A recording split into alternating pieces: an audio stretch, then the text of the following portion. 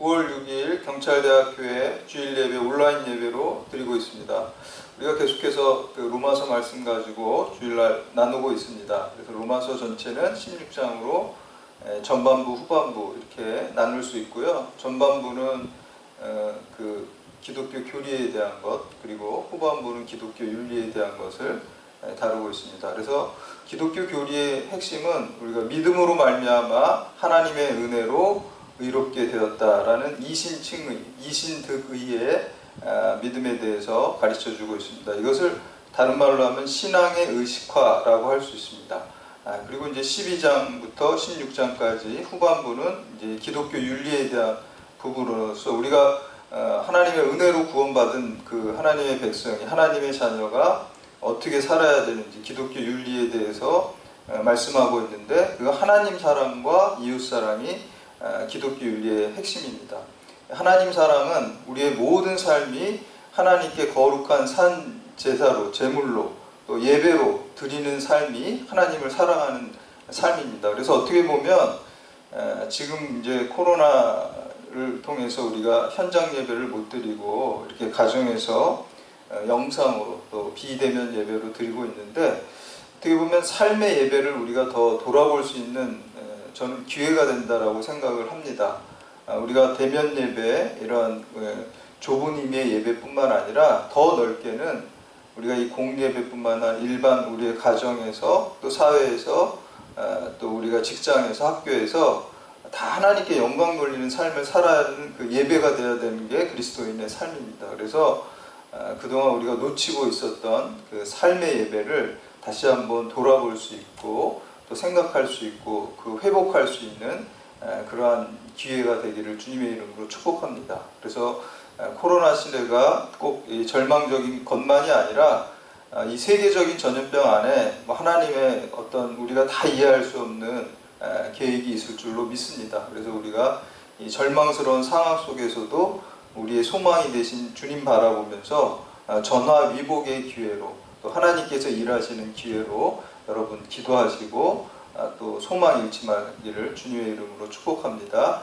그래서 하나님 사랑은 모든 삶이 예배로 드려지는 삶이고요. 또 이웃 사랑에 대해서 이제 기독교 윤리를 얘기를 합니다. 근데 이웃 사랑 중에서도 먼저 우리 기독교인들이, 한 교회에 다니는 우리 기독교인들이 서로 사랑하고, 가장 가까운 사람 먼저 사랑하고, 그것을 확장시켜서 세계의 모든 열방을 사랑할 수 있는 믿음을 소유하는 것이, 그것이 이제 기독교 사랑입니다. 그래서 이제 교회 안에 우리가 서로 사랑하기 위해서는 다른 사람과 나의 다른 점, 차이점, 그리고 다양성을 인정할 줄 알아야 됩니다.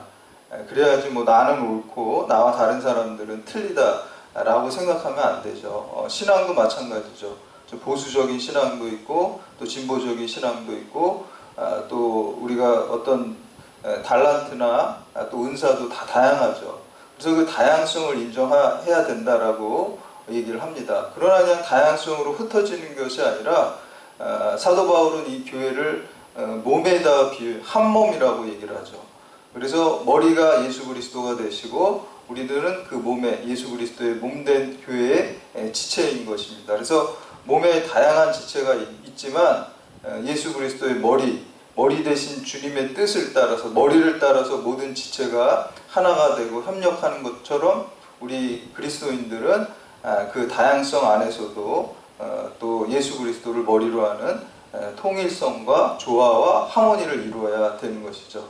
그래서 이 다양성과 통일성이 긴밀하게 관계 맺을 때 건강한 그리스도의 몸이 되고 그리스도의 교회가 되는 것입니다. 그래서 그 다양성을 얘기하면서 사도 바울은 구체적으로 이 은사를 얘기를 하고 있어요. 그래서 7가지 은사를 얘기를 하는데, 특별히 이제 우리가 지금 계속 나누고 있는 로마서 12장에 7가지 은사가 나오고 있습니다. 지난 시간까지 4가지 은사를 우리가 함께 나누었습니다. 그래서 첫 번째는 예언의 은사, 그리고 또 두 번째는 섬김의 은사, 세 번째는 또 가르치는 은사, 그리고 네 번째는 우리가 위로의 은사, 이렇게 나누었죠. 오늘 우리가 함께 나눈 말씀은 이제 구제의 은사에 대해서 우리가 함께 나누면서, 또 더불어서 구제라는 건 또 물질적인 요소가 반드시 필수적으로 있어야 하는 것이거든요. 그래서 성경적 물질관, 기독교적인 재정관에 대해서 우리가 함께 나누려고 합니다. 그래서 구제 은사와 또 성경적 물질관이 무엇인지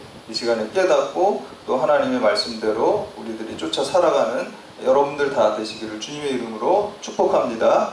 첫 번째는 구제는 물질을 나눠주는 것입니다. 우리가 앞에서 나온 그 은사들은 물질이 꼭 필수적이지 않을 수도 있어요. 예를 들어서 뭐 섬김의 은사나 위로의 은사는 물질로서도 섬기고 위로할 수 있지만 물질이 아니더라도 우리가 말이나 시간이나 노력이나 물질 없이도 섬길 수 있고 또 위로할 수가 있습니다. 그러나 구제 은사는 반드시 물질이 있어야 돼요. 그래서 이 구제 은사라는 말을 그 헬라어 원어에 이렇게 보면은요, 구제하다라는 말이 메타디돔이라는 단어예요. 메타디돔이라는 이 말은 내가 가진 것 중에서 한 부분을 잘라서 나눠주는 것이 메타돔이야. 이게 구제하다는 거예요. 쉽게 말하면 우리가 피자가 이렇게 있잖아요. 피자를 한 조각을 잘라서 배고픈 사람한테 이렇게 주는 것. 이게 구제하는 것입니다. 옷도 내가 여러 옷이 있는데 많은 옷 중에서 어떤 옷을 구체적으로 이 옷을 다른 사람한테, 옷이 없는 사람한테 나눠주는 것. 물질이 반드시 먹는 것이건 입는 것이건 또 그것이 돈이건 물질을 나의 것을 잘라서 나눠주는 것, 이것이 구제하다라는 의미입니다. 그래서 세례 요한이 그 천국 복음을 외칠 때 천국에 가까웠노라, 그리고 회개에 합당한 열매를 맺으라 라고 이렇게 외칠 때 사람들이 물어보죠. 회개에 합당한 열매가 너무 추상적인데 구체적으로 그 회개에 합당한 열매가 무엇입니까?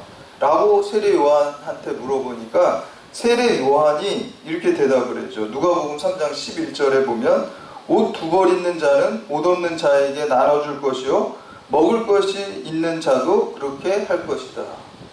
옷 두 벌 있으면 한 벌 나눠주고 먹을 것이 2인분 있으면 1인분은 다른 사람 나눠주는 것이 그것이 회개에 합당한 열매를 맺히는 것이다.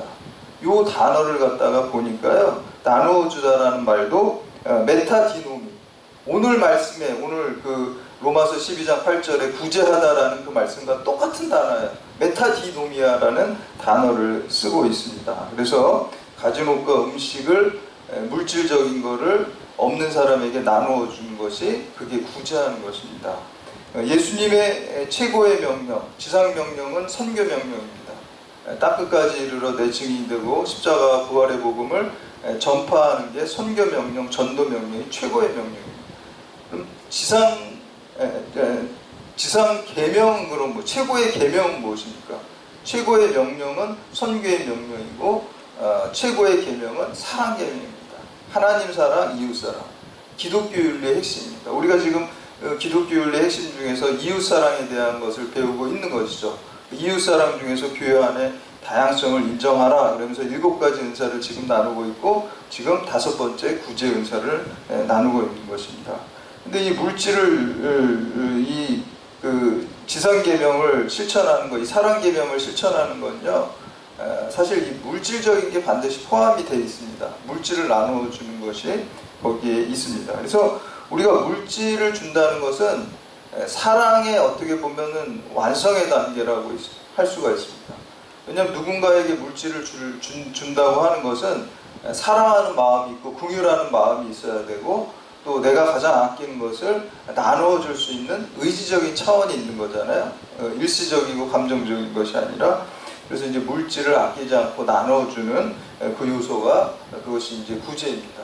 제가 예전에 어떤 청년과 상담을 하는데 이 청년이 한 3년 동안 사귀던 여자친구랑 헤어지게 된 계기를 얘기하는 것을 제가 듣게 됐는데요. 이 청년이 그 서울에 자기는 살고 그 여자친구가 이제 직장을 지방으로 그 지방의 직장을 취업하게 돼서 지방에서 이제 이렇게 사는데 자기가 주말만 되면은 그 여자친구 만나러 맨날 가가지고 차를 몰고 가서 만나고 그랬어요.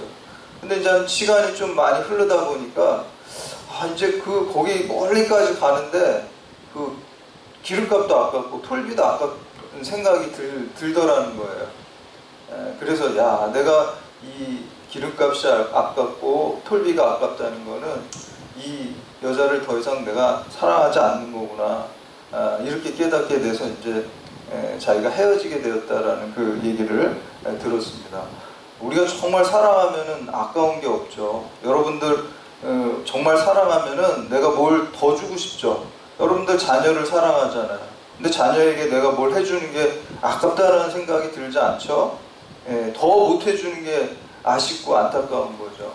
예전에 그 TV에서 보니까 배우 그 최민수 씨랑 강주은 씨가 결혼할 때 처음에 이제 만나가지고, 강주은 씨는 뭐 미스 캐나다잖아요. 근데 이제 처음에 딱 만나가지고 그 강주은 씨가 캐나다에 살고 최민수 씨 여기 한국에서 배우 생활을 하는데, 그 캐나다까지 그 사랑하는 여자를 만나러 비행기를 타고 17시간, 왕복으로 하면 34시간이죠. 그거를 주말마다 그냥 왔다 갔다 했다는 거예요. 그 비행기값, 그 시간, 그 노력, 사랑하면 그게 하나도 아깝지가 않은 것이죠. 그래서 사랑하기 때문에 우리가 나눠주는 것을 할 수가 있는 것이죠. 그래서 사랑하면 반드시 물질적인 것, 내가 가진 것들이 그게 적건 많건 나에게 있는 것을 이렇게 나눠주는 요소가 반드시 있습니다. 그래서 초대교회는 사랑의 공동체고, 또 다른 말로 하면 구제의 공동체였어요. 그래서 사도행전 2장 44절, 45절 말씀에 보면은 이렇게 나옵니다. 믿는 사람이 다 함께 있어 모든 물건을 서로 통용하고 또 재산과 소유를 팔아 각 사람의 필요를 따라 나누어 주었다 라고 말씀하고 있습니다. 유무상통했어요. 있는 자나 없는 자나 자기의 어떤 소유권과 자기의 재산권을 주장하지 않고 그냥 다 갖고 와서, 있는 사람들이 갖고 와서 교회에다 내놓고 없는 사람이 필요에 따라서 쓰고, 이 말씀을 보면서 누가 은혜를 받았냐면요, 칼 마르크스가 이 말씀을 보고 은혜를 받은 거예요. 야, 바로 이게 유토피아구나, 이게 지상낙원이구나, 이런 사회가. 그래서 이런 사회를 만들자, 그래서 공산주의 사회를 주창을 한 겁니다. 사유재산 제도가 없고 있는 자나 없는 자나 유무상통하는 지상낙원을 만들자 라고 해서 이제 공산주의 사상을 만들게 된 것이죠. 그런데 이제 문제는, 마르크스는 이 하나님도 믿지 않고 성령의 역사도 믿지 않으면서 인본주의적으로 그 공산주의 사회를 만들려고 했어요. 근데 인간이 원죄가 있기 때문에요, 그런 세상을 절대로 만들지 못합니다. 이상주의죠. 그러나 우리가 이 초대 교회의 이 유무상통하는 이 이상적인 공동체는요, 성령의 역사에 의해서 이루어진 것입니다. 그래서 이 죄인된 인간이 그러한 이상적인 사회, 천국, 에덴과 같은 사회를 만들 수가 없습니다.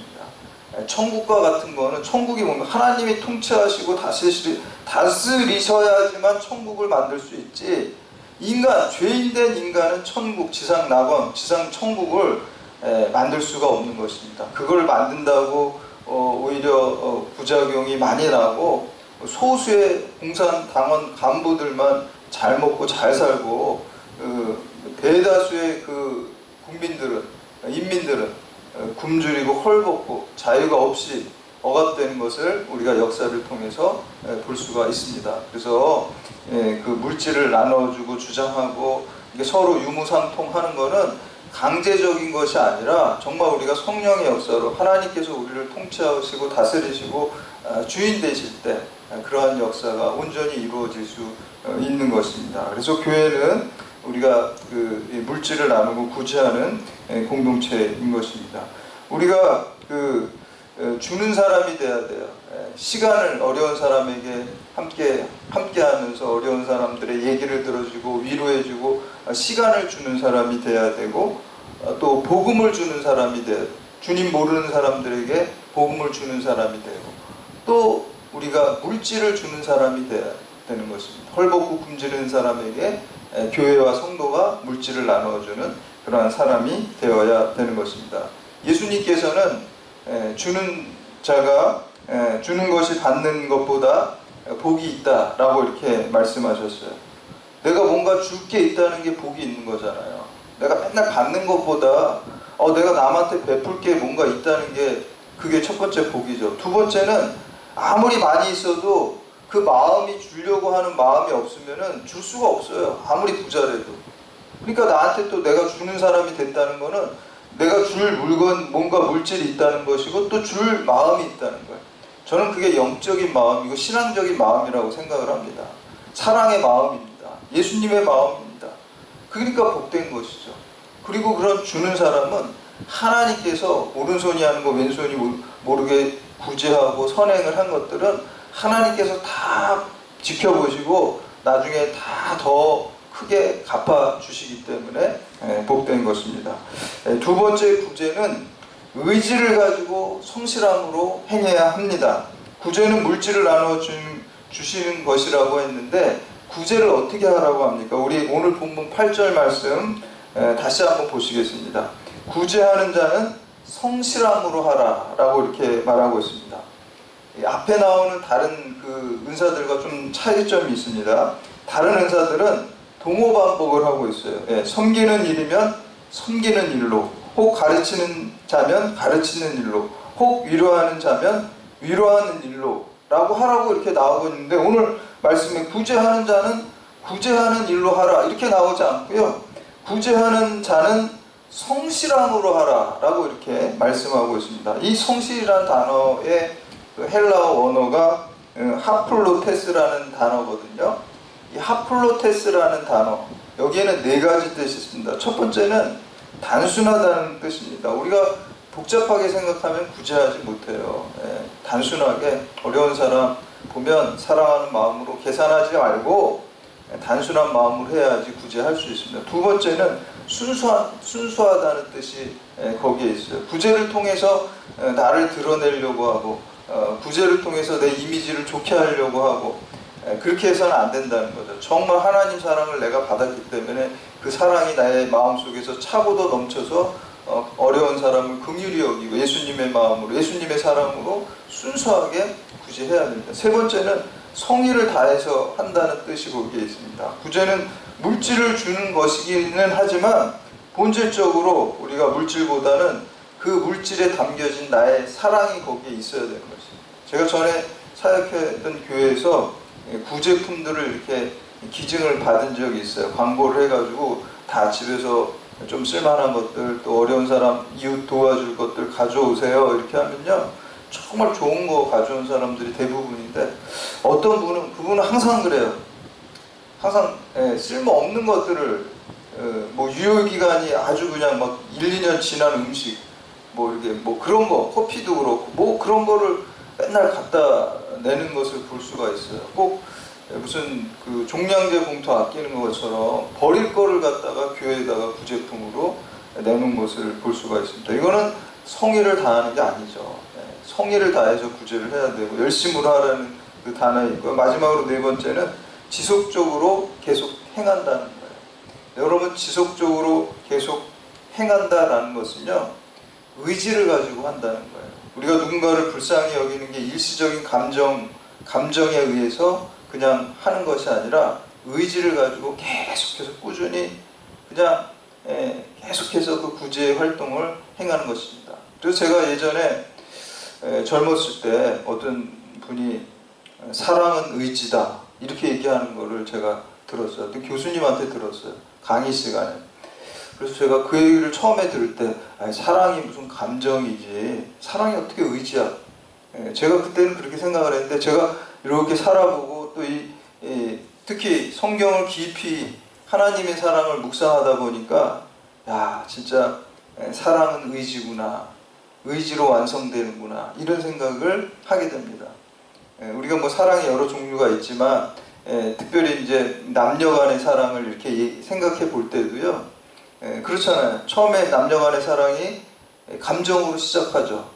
그러나 그 감정에만 의지하면요 그 사랑은 깨질 수밖에 없어요.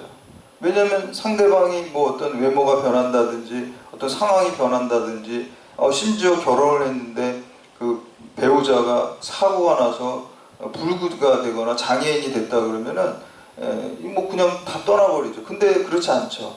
그냥 끝까지 돌보고 배우자를 그런 건 의지의 사랑입니다. 그래서 감정적인 사랑은 변화가 있고 또 어떤 감정이 식을 수도 있지만, 의지의 사람은요, 그 감정을 가지고 끝까지 잘 다른 차원으로, 또 신앙의 차원으로, 인격적인 차원으로 올라가게 되면 시작은 감정으로 하지만 그 변할 수밖에 없는 사랑, 그 사랑이 의지의 사랑으로 넘어오기 시작하면 영원한 사랑이 되는 거예요. 하나님께서 우리를 사랑하는 것도요, 의지를 가지고 사랑하시는 거예요. 하나님 감정 가지고만 우리를 사랑하신다 그러면요, 벌써 우리는 하나님 다 버리셨습니다. 하나님이 우리에게 사랑의 언약과 약속을 주시죠. 그리고 그 약속을 반드시 이루어 가시죠. 성취시켜 가시죠. 그게 하나님의 뜻이고 하나님의 의지입니다. 만약에 하나님께서 우리를 감정으로만 사랑하시고 대하신다면, 우리가 불순종하고 하나님 마음에 차지 않을 때 하나님께서 그 약속을 다 파기해 버리실 거예요. 그런 하나님께서 의지를 가지고 내가 너에게 약속한 것, 내가 사랑으로 약속한 것을 반드시 지킬 거야 라고 하시기 때문에, 우리가 좀 불순종할 때도 있고 연약하게 또 죄악 가운데 있을 때도 하나님께서 화도 나시겠지만 우리를 붙드시고 다시 믿음을 부어주시고, 또 고난을 통해서 우리를 회개하게 하시고 계속 우리를 의지를 가지고 붙잡고 천국으로 끝까지 이끌어 가시는 것을 볼 수가 있습니다. 그게 의지죠. 지속성이죠. 그래서 사랑의 완성은 의지를 통해서 완성되는 것입니다. 그래서 구제도 마찬가지예요. 우리가 구제를 한다는 것도 그냥 감정이 내켜가지고 불쌍한 사람 보니까 한번 이례적으로 하는 것이 아니라, 정말 하나님 사랑, 하나님께서 나에게 주신 그 의지적인 사랑, 십자가의 사랑, 그 사랑을 내가 계속해서 기억하면서 그 일을 행하는 거예요. 제 친구 목사 중에 지금 아버님이 치매를 걸리셔가지고 아버님 같이 살면서 돌보는 그 친구가 있어요. 근데 그 아버님이 이제 치매 걸리고 그러니까 뭐 이렇게 대소변도 잘 못하니까 이제 그런 이불도 이 친구가 손수도 이렇게 다 빨래를 하면서 그런 얘기를 해요. 인간이 이렇게 악할 수도 있겠구나, 이런 생각을 한다는 거예요. 그 일을 하면서 뭐 김병의 효자 없다고 계속 그 일을 하면서 마음속에 좀 아버지에 대한 안 좋은 생각도 이렇게 들어올 때도 있다는 거예요. 그렇지만 의지를 가지고 자기가 어렸을 때 그 아버지가 다 이런 내가 아기 때 다 해주셨는데 이제는 거꾸로 내가 아버지를 해드리는 거구나 라는 그 의지를, 사랑을 가지고 계속해서 그 일을 하는 것이죠. 돌보고 사랑을 실천하는 것이죠. 만약에 감정적으로 했다 그러면은 그 일을 할 수가 없는 것이죠. 그래서 의지를 가지고 사랑하는 것이, 그것이 기독교의 사랑이고 그것이 전인적인 사랑입니다. 마지막으로 세 번째는 물질의 총지기 의식을 가져야지 온전히 구제할 수가 있습니다. 이 명심보감에 보면은 황금 100만 부려 일교자라는 말이 있습니다. 이거는 황금 100만 자식을 하나 바르게 가르치는 것만 못하다라는 것입니다. 우리가 자식을 바르게 가르치지 않고 물질만 많이 물려주면 그 자식이 망가져요. 물질만 많고 올바른 신앙, 올바른 교육을 하지 않으면은 교만해지고 사치스러워지고 또 음란해지게 되는 거예요. 자식이 망치는 거죠. 바른 신앙을, 바른 물질관을 심어준 다음에 물질을 부어줘야지만 그가 바르게 그 물질을 사용할 수 있어요. 그 물질관이 뭡니까? 성경적인 물질관, 기독교적인 물질관이 무엇입니까? 청지기적인 물질관입니다. 이게 다 내 게 아니에요. 우리의 생명도 사실 내 소유가 아니에요. 그래서 우리가 기독교에서는 자살이 죄가 되는 거예요. 내 소유, 내 마음대로 목숨을 끊는 게 아니라요, 하나님께서 우리에게 맡기신 거예요. 이 생명을 내가 준 기간 동안 이 생명으로, 내가 준 이 힘으로, 능력으로 나의 뜻을 이루어가라고 하나님께서 사명으로 주신 거예요. 살라고 명령, 생명이라는 한자가 생명이라는 게 살라고 명령한 거잖아요. 어떻게 살라고 명령하신 거예요? 아무렇게나 살라는 게 아니죠. 하나님 사랑, 이웃 사랑 하면서 살고, 복음을 전하면서 살고, 하나님 말씀 순종하면서 살라고 명령하신 거예요. 그게 사명이고 생명입니다. 그래서 우리가 그런 그 사명과 생명을 가지고 이제 살아가는데, 우리가 그런 바른 가르침을 가지고 청지기적인 의식, 청지기적인 물질관을 가지고 있을 때 그 물질을 소유하고 그것을 올바르게 사용할 수가 있는 것이죠. 그렇지 않고 그냥 물질만 많이 있으면은 다 오히려 더 사람이 망가지는 것을 볼 수가 있습니다. 요새 제가 뭐 드라마 하나 또 보는 게 있는데 비밀의 숲 시즌 2라는 거 보는데 요즘에 이제 뭐 검경 수사권 그거에 대해서 또 이렇게 좀 민감한 주제인데 그걸 다루고 또 한 가지 거기에 어떤 축이 있냐면은 검찰하고 경찰 측만 있는 게 아니라 그리고 그 보니까 뭐 한 여진이라는 그 배두나가 이제 경찰대학 출신이잖아요. 거기 다 경찰대학 출신 경찰 쪽에는 대부분 많이 나오더라고요. 그 다음에 또 그 재벌이 또 한 측이 있어요. 재벌. 근데 이 재벌 보면요, 그 형제들 사이에 아주 원수지간입니다. 이 재산 때문에. 그리고 그 회사를 물려받는 그 문제 때문에 아주 원수지간인 것을 볼 수가 있어요. 많은 재벌들이 우리 생각에는 아유 그 정도만 있어도 그냥 부족함 없이 살 텐데 근데 그게 아닙니다. 더 가지려고 그냥 서로 소송하고 서로 원수같이 되고 아주 미워하고 그런 것들을 볼 수가 있습니다. 오히려 물질 때문에 그 관계가 망가지는 것을 볼 수가 있습니다. 그러나 기독교인은요, 이 물질 때문에 오히려 사명을 감당하게 해야 되는 것이 맞습니다. 여러분, 이 솔로몬 같은 사람은 오히려 이 물질이 많아가지고 나중에 타락하게 되고 용두 사미가 되는데 요셉은 어떻게 됩니까? 요셉은 그 많은 물질을 가지고 구원의 통로가 되고 축복의 통로가 되는 것을 그 지위를 가지고 그런 통로가 되는 것을 볼 수가 있습니다. 왜 그렇죠? 13년 동안 노예살이하고 또 감옥살이 하면서 하나님만 의지하고 또 내 생명이 아무것도 아니구나 하는 것을 배웠기 때문에 연단받았기 때문이에요. 솔로몬은 그런 연단이 없었어요. 여러분 우리 인생 가운데 지금 어려움이 있고 특별히 지금 너무너무나 전 세계적으로 어렵습니다. 이 코로나 바이러스 때문에 이 연단입니다. 여러분 이 기간에 좌절하거나 실망하지 마시고 하나님께서 나를 훈련시키시고 나를 올바른 길로 인도하시기 위해서 연단하시고 고난을 주시는 거구나 하면서 주님 더 바라보고 주님과 동행하는 방법을 배우시기를 바랍니다.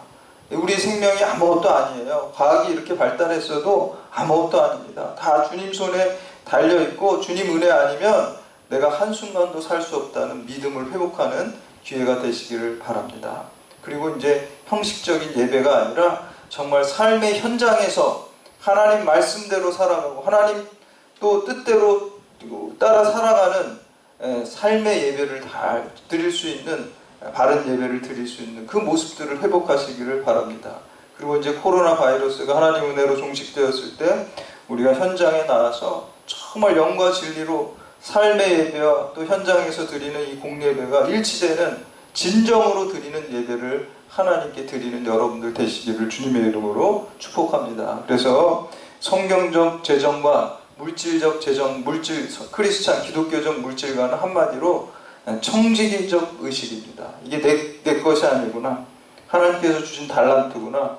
이 달란트를 가지고 선교를 위해서 사용하고 하나님의 일을 위해서 사용하고 구제를 위해서 하나님이 예수 그리스도의 사랑을 실천하는 구제를 위해서 사용하라고 주신 거구나 라는 그 물질관 가지시기를 바랍니다. 감리교회 그 창시자인 존 웨슬리 목사님은 바로 이 물질에 대한 청지기 의식을 가진 대표적인 분입니다. 그래서 이분이 사역을 하면서 목회를 하면서 교회에서 사례비를 처음에는 100만 원을 받았어요. 근데 100만 원을 받으면서 자기가 50만 원은 본인 생활비로 썼어요. 그리고 나머지 남은 50만 원은 어려운 사람을 돕는 구제비로 썼어요. 그리고 이제 좀 사역을 하다 보니까 사례비가 좀 늘어났어요. 200만 원을 받게 됐어요. 200만 원을 받게 되니까 존 웨슬리 목사님이 그때도 똑같이 자기 생활비를 위해서 50만 원을 쓰고 나머지 150만 원은 다 구제비로 썼어요. 그리고 좀 더 있다 보니까 또 사례비가 더 늘어났어요. 300만 원 받게 됐어요. 근데 그때도 이 존 웨슬리 목사님은 자기 생활비 50만 원으로 고정시켜 놓고 나머지 250만 원을 구제비로 썼다는 거예요. 그래서 이 청지기적 물질관을 가진 존 웨슬리 목사님이 그 물질에 대한 3단계를, 3가지를 요점을 이렇게 가능한, 첫째, 가능한 한 많이 벌어라. 여러분 능력이 되는 대로 그리스도인은 돈을 많이 버시기 바랍니다. 두 번째는 가능한 한 많이 저축해라. 저축하려면 어떻게 해야 됩니까? 검소해야 돼요. 사치스러우면 안 돼요. 검소해요. 많이 벌고 검소한 생활을 통해서 저축을 많이 하라. 세 번째 뭡니까? 가능한 한 많이 나누어 주어라. 근데 사실 1단계, 2단계는 3단계를 하기 위해서 하는 거예요. 많이 주기 위해서 많이 벌고 많이 주기 위해서 근검 전략해서 저금을 많이 하는 거예요. 이 세 번째를 하기, 많이 나누어 주기 위해서, 베풀기 위해, 많이 구제하기 위해서 하는, 여러분 이게 바로 기독교적인 물질관입니다. 그래서 여러분 이런 구제하는 삶 통해서 예수 그리스도의 사랑이 전파되고 또 그것을 통해서 믿지 않는 영혼들이 주님께 돌아오는 일에 있어서 여러분 사랑의 통로, 축복의 통로, 생명의 통로가 되는 여러분들 다 되시기를 주님의 이름으로 축원합니다.